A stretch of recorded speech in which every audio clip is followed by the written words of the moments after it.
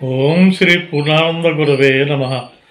మహద్గురు శ్రీ పూర్ణానంద స్వామీజీ వారి మహిమలు, శిష్యుల భక్తుల అనుభవాలు తెలుసుకుంటూ ఉన్నాం. 1969 సంవత్సరంలో అటకేశ్వరంలో శ్రీ పూర్ణానంద స్వామీజీ వారి ఆశ్రమం ఏర్పడింది. ఆ తర్వాత భక్తుల కోరిక ప్రకారం 1974 సంవత్సరంలో సున్నిపెంటలో శ్రీ పూర్ణానంద స్వామీజీ వారి ఆశ్రమాన్ని ఏర్పాటు చేశారు. అక్కడ అనేక అభివృద్ధి కార్యక్రమాలు జరిగాయి. ఆ కార్యక్రమాల్లో భక్తులు చురుకుగా పాల్గొన్నారు. ఆ విశేషాలను ఈ వీడియోలో తెలుసుకుందాం. అంతకంటే ముందుగా హోమగంధి క్రియేషన్స్ యూట్యూబ్ ఛానల్ ఇంకా మీరు సబ్స్క్రైబ్ చేసుకోకుండా ఉంటే సబ్స్క్రైబ్ చేసుకోండి. మీకు తెలిసిన వారితో కూడా సబ్స్క్రైబ్ చేయించండి. ఇక వీడియోలోకి వెళ్దామా?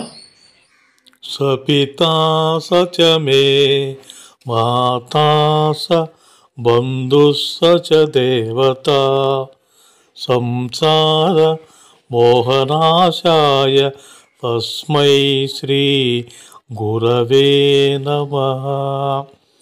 శ్రీ గురుదేవుడే పరమభక్తునకు సర్వస్వము, ఆయనే పరమశరణ్యం. శ్రీ గురుదేవుడే రక్షించునట్టి తండ్రి, అన్ని విధాల పరమ ప్రేమతో పోషించునట్టి తల్లి, హితాహితములు విచారించే బంధువు, సమస్త జ్ఞాన సంపదనిచ్చే ఇష్టదైవం, అవిద్యచే జనించు సకల భ్రాంతి నాశకుడై కేవలం పరబ్రహ్మస్వరూపుడగు శ్రీ గురుమూర్తిని సంసారమునందున్న వ్యామోహము పూర్తిగా నశించుటకై నేను త్రికరణ శుద్ధిగా నమస్కరిస్తూ ఉన్నాను. ఈ విధంగా ప్రతి ఒక్కరూ భావన చేయాలి. పూజ్యపాదులు శ్రీ పూర్ణానంద స్వామీజీ వారు ప్రప్రథమంగా పవిత్ర పుణ్యక్షేత్రమైన హటకేశ్వరంలో 1969 సంవత్సరంలో ఆశ్రమాన్ని స్థాపించారు. ఆ తరువాత భక్తుల కోరికను మన్నించి శ్రీశైలం ప్రాజెక్టు సున్నిపెంటలో ప్రస్తుతం ఉన్న ఆశ్రమాన్ని 1974 సంవత్సరంలో స్థాపించారు. సున్నిపెంట ఆశ్రమంలో కాలానుగుణంగా ఎన్నో మార్పులు చేర్పులు జరుగుతున్నాయి. గురుపాదుకా క్షేత్రము, హోమశాలలు, అన్నపూర్ణాలయం, పాకశాల, గోశాల, వసతి గృహాలు, కార్యాలయం వంటి నిర్మాణాలు జరిగాయి. హటకేశ్వరంలో కూడా పూజా కార్యక్రమాలు జరుగుతూ ఉన్నాయి. సాధనాపరంగా బయట ప్రాంతాల నుండి ఎంతోమంది విద్యాధికులైన బాలబాలికలు ఆశ్రమానికి రావటం విశేషం.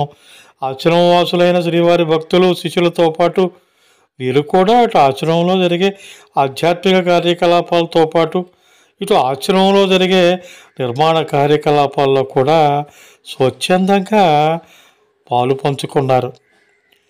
అలాంటి కాయకష్టం ఏనాడు తమకు అలవాటు లేకపోయినప్పటికీ ఒళ్ళు పులిసేటట్లు అలసిపోయినా అందరి ముఖాల్లోనూ ఏదో ఒక అవ్యక్తమైన ఆనందము, ఆత్మసంతృప్తి వెళ్ళి విరిసేది.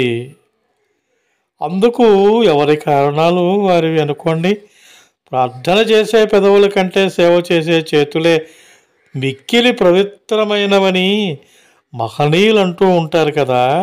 అలాంటిది పూర్ణానంద స్వామీజీ లాంటి పూర్ణ పురుషుని సన్నిధానంలో ఇలాంటి సేవా కార్యక్రమాల్లో పాలు పంచుకునేదానికి వారంతా ఎంత సుకృతం చేసుకున్నారో కదా.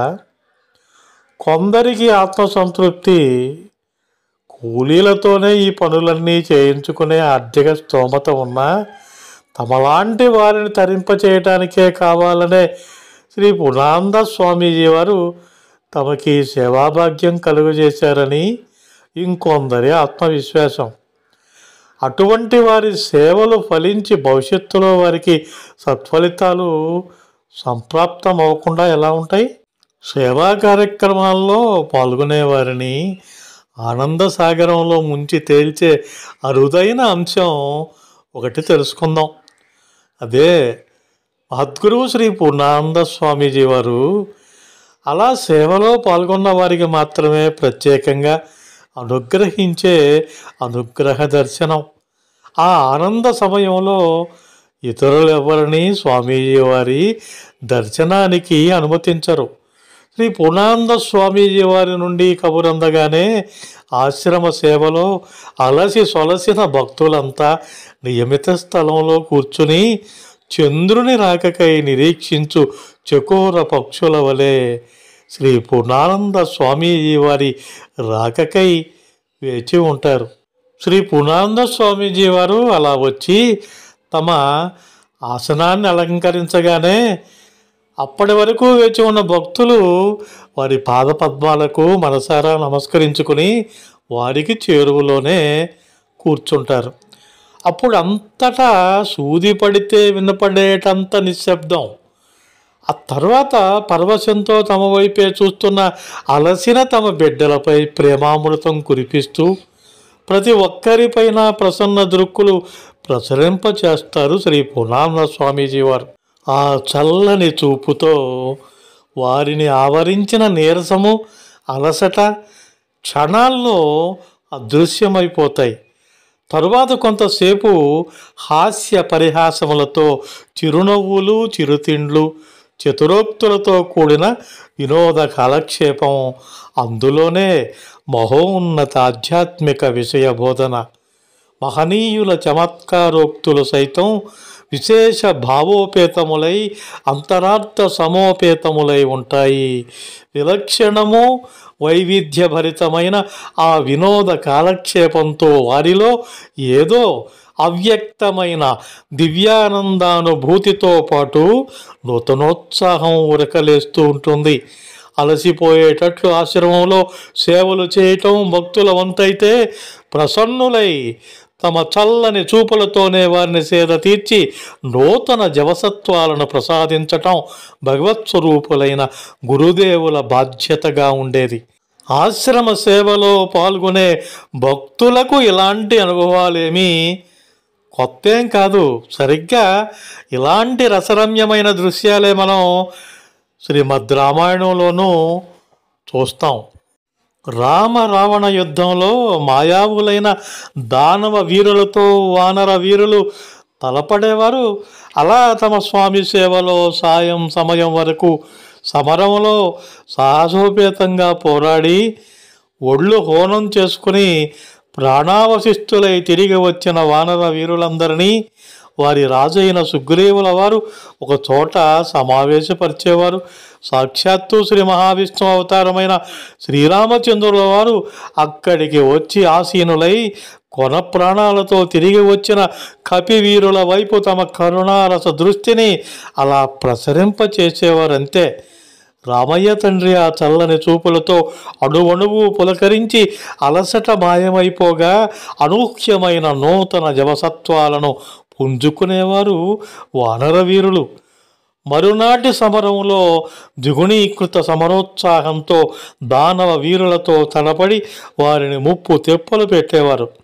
అలా కేవలం తమ చల్లని చూపులతో తమ ఆశ్రితుల అలసటను బాపి నూతన జవసత్వాలు ప్రసాదించిన వారిలో ఒకరు విష్ణువాంశ సంభూతులైన శ్రీరాముల వారైతే మరొకరు శివాంశ సంభూతులు సిద్ధ పురుషులైన మహద్గురువు శ్రీ పూర్ణానంద స్వామీజీ వారే.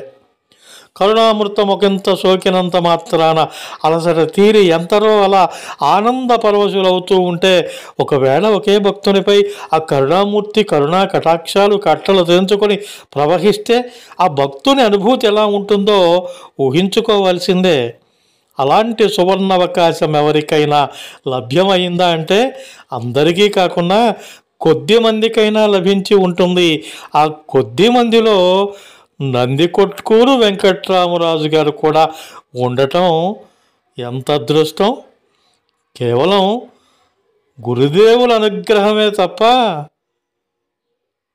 అది తన అర్హత కాదు అని అంటారు వెంకట్రామరాజు గారు.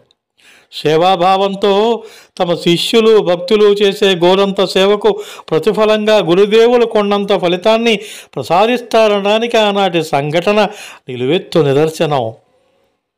గురుదేవుల మాతృ ప్రేమకు మకుటాయమైనదగినటువంటి ఆ కరుణామృత సన్నివేశం హటకేశ్వర ఆశ్రమంలో 1970 సంవత్సరంలో జరిగింది. దాదాపు 24 సంవత్సరాల తర్వాత ఆ మధుర ఘట్టాన్ని మరొకసారి వర్ణించమని స్వామీజీ వారే తనను స్వయంగా కోరారంటే అది ఎంతటి అపూర్వ ఘట్టమో ఊహించుకోవాల్సిందే. అసలు స్వామీజీ ఏ సందర్భంలో అలా అడిగారో ఆ విశేషాలను తదుపరి భాగంలో చెప్పుకుందామా? విన్నారుగా, మహద్గురు శ్రీ పూర్ణానంద స్వామీజీ వారి అనుగ్రహం భక్తులకు ఏ విధంగా లభిస్తుందో. మీకు ఈ వీడియో నచ్చితే లైక్ చేయండి, షేర్ చేయండి. హోమగంధి క్రియేషన్స్ యూట్యూబ్ ఛానల్ ఇంకా మీరు సబ్స్క్రైబ్ చేసుకోకుండా ఉంటే సబ్స్క్రైబ్ చేసుకోండి. మీకు తెలిసిన వారితో కూడా సబ్స్క్రైబ్ చేయించండి. మరిన్ని వీడియోల నోటిఫికేషన్ ముందుగా మీకు రావాలంటే పక్కనే ఉన్న బెల్ ఐకాన్ని ప్రెస్ చేసుకోండి. ఆ ఆప్షన్ని యాక్టివేట్ చేసుకుంటారు కదా.